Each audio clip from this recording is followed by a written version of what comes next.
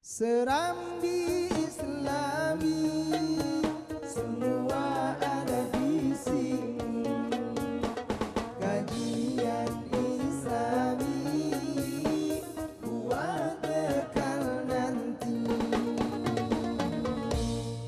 Allah Subhanahu wa taala berfirman di dalam Quran surah Fussilat ayat 33, "Wa man ahsanu qawlan mimman da'a ilallah."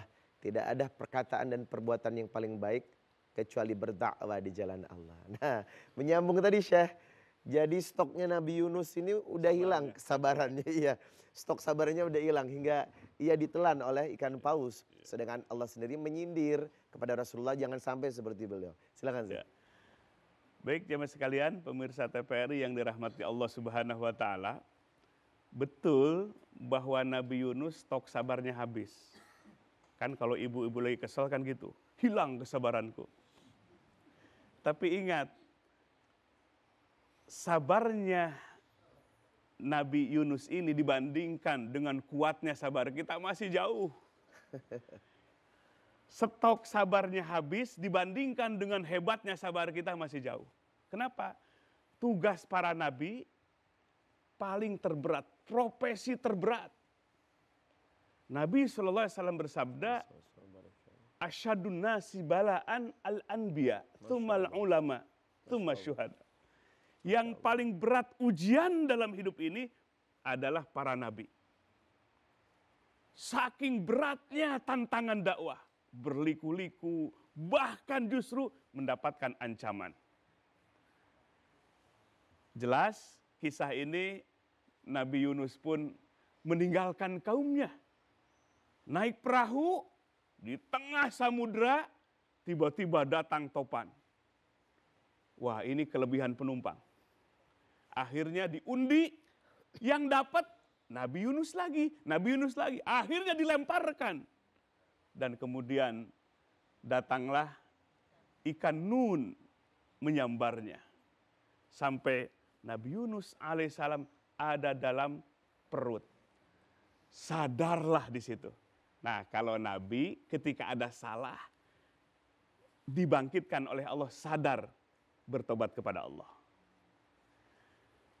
Kemudian, apa bentuk kesadarannya? Direkam dalam Al-Quran. Maka kalau dengar cerita dalam Al-Quran, gak bosan. Karena syarat dengan hikmah. Tapi kalau lihat sinetron sekali, dua kali udah. Betul gak Bu? Yang suka nonton kelihatan. Kecuali sinetron saya ya. Fanada fi zulumat. Maka Nabi Yunus berdoa, munajat kepada Allah fi zulumat, di dalam kegelapan, dijamakkan zulmun zulumat. Ahli tafsir menyatakan ada 3 kegelapan. Pertama, gelapnya malam. Yang kedua, gelapnya dalamnya samudra. Yang ketiga, gelapnya perut ikan. Bagaimana doanya? La ilaha illa anta subhanaka inni kuntu minadz zalimin. Hafal semua? Ayo sama-sama. La ilaha illa anta subhanaka inni kuntu minadz zalimin. Hafal semua?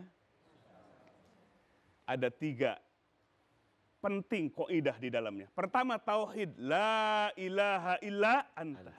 Tiada sembahan kecuali Allah. Engkau Allah.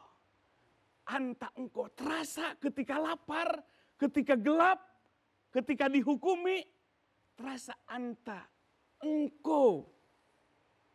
Nah, ini pelajaran ketika kita saum ini. Lapar, kita menghadap kepada Allah. La ilaha illa anta. Tiada sembahan kecuali engkau. Dan inilah kalimat sentra dalam agama yang dibawa, yang diserukan oleh seluruh para nabi dan para rasul. La ilaha illallah. La ilaha illa anta. Yang kedua adalah tasbih. Subhanak.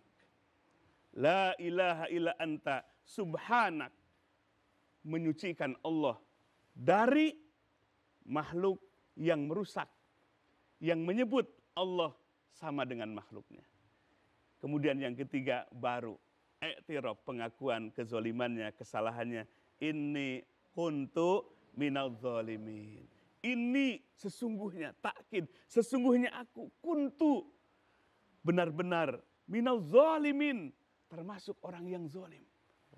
Pengakuan yang tulus karena meninggalkan kaumnya.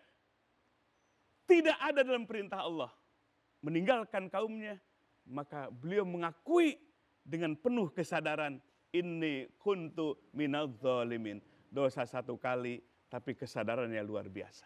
Teladan apa yang bisa kita petik dari kisah Nabi Yunus ya?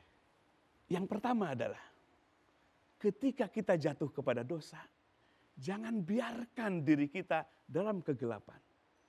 Kita harus bangkit segera. Karena ampunan Allah dan kasih sayang Allah lebih besar daripada dosa kita. Kalimat bangkit ini apakah identik dengan mu'aqabah? Langsung menghukum diri. Contoh Bu, Ibu ngomongin orang pakai handphone. Nah, begitu sadar, kan harus mu'aqabah ya Syekh. Ya. Hukum diri, akhirnya handphonenya disedekahkan. Gara-gara ngomongin orang. Berani nggak?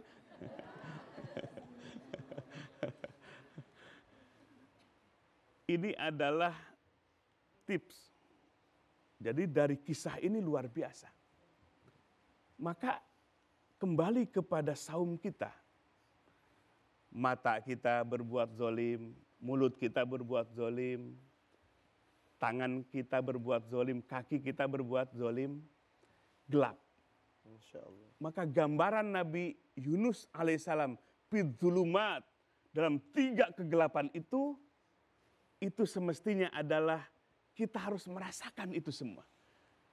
Allah datangkan Ramadan dengan syariat saum, kegelapan-kegelapan yang menyelimuti rohani kita, kolbu kita selama ini, maka saatnya kita untuk datang kepada Allah. Di saat kita berlapar, di saat kita dalam keadaan haus, maka kita datang kepada Allah. Dengan apa? Mentauhidkan. La ilaha illallah, perbanyak zikir. Maka pantas kalau Nabi menyatakan jadidu imanakum. Abu Hurairah menjelaskan, jadidu imanakum. Nabi bersabda, perbaharui iman kalian. Sebab iman itu bisa yazid tambah yankus. Turun. Kalau di sini nambah apa turun ini? Kalau lagi di mall. Maka jadidu perbaharui. Para sahabat bertanya, kaipanu jadidu imanana. Bagaimana tipsnya supaya iman itu bertambah dalam hati? Nabi bersabda, aktsiru min qouli la ilaha illallah. Perbanyak ucapan la ilaha illallah. Oh, Masya Allah. Bahkan menurut Syekh Abdul Qadir Jailani radhiyallahu anhu dalam kitab Sirul Asrar wa Mazharul Anwar, bagaimana kalimat la ilaha illallah itu supaya berefek. Ucapkan bisotin qawin, dengan suara yang kuat.